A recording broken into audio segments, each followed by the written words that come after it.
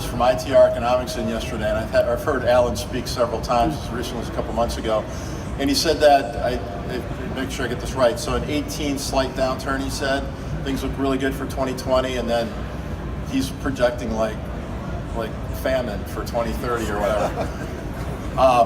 The 2030 thing, I have no idea, okay? So I'm not an economist, but I did stay at a Holiday Inn Express last night. So, but when you look at it,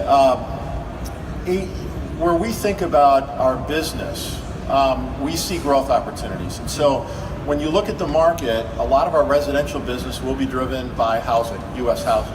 Now we also have a pretty big presence over in Europe and a pretty big presence down in Australia too. So I mean, we pay a lot of attention to those economies. We think the housing market though is going to continue to recover. So you might see an overall economic downturn, but when you look at housing, there's just a lot of demand out there. There's not enough supply, and the builders are starting to rotate to where the supply will be. So on the residential side, we're pretty encouraged.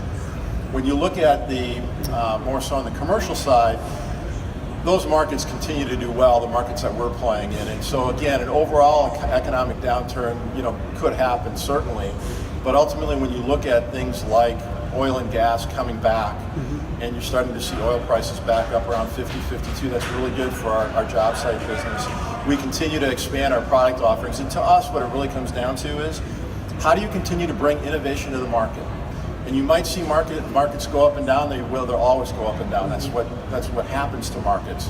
But if we're doing the right thing with continuing to bring this innovation out, and all this great innovation that you're seeing, we think we'll continue to grow. And so, yeah, we keep a close eye on the economy and everything else, but we also keep a close eye on what the market needs are.